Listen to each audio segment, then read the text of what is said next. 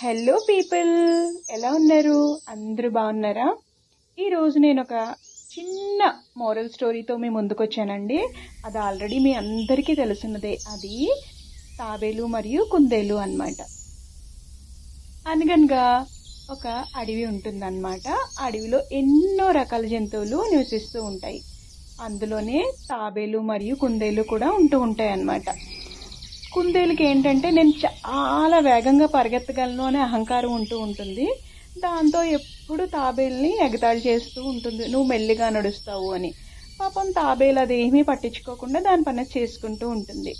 ఒకరోజు కుందేలు తాబేలు దగ్గరికి వచ్చి, మన ఇద్దరం పరుగు పందెం పెట్టుకుందాము, మనలో ఎవరు గెలుస్తారో చూద్దాము అంటుంది. అందుకు తాంబేలు ఏం చేస్తుంది, సరే అని చెప్తుంది.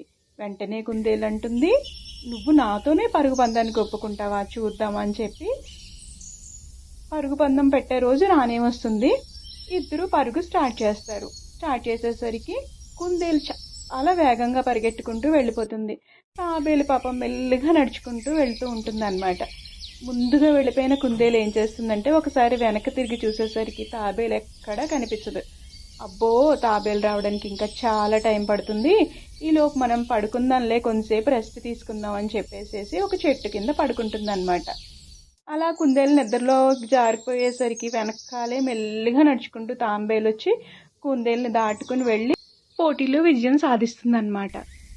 నిద్ర లేచిన కుందేలు అప్పటికే తాబేలు నెగ్గడం చూసి బాధపడుతూ, అయ్యో, నేను చాలా స్పీడ్గా పరిగెట్టగలను అని అహంకారంతో ఉన్నాను, అందుకే నేను ఓడిపోయాను, తాంబేలు ఎప్పుడు అట్లా అనుకోలేదు కాబట్టి నెగ్గింది అని చెప్పేసేసి బాధపడుతూ ఉంటుంది అనమాట.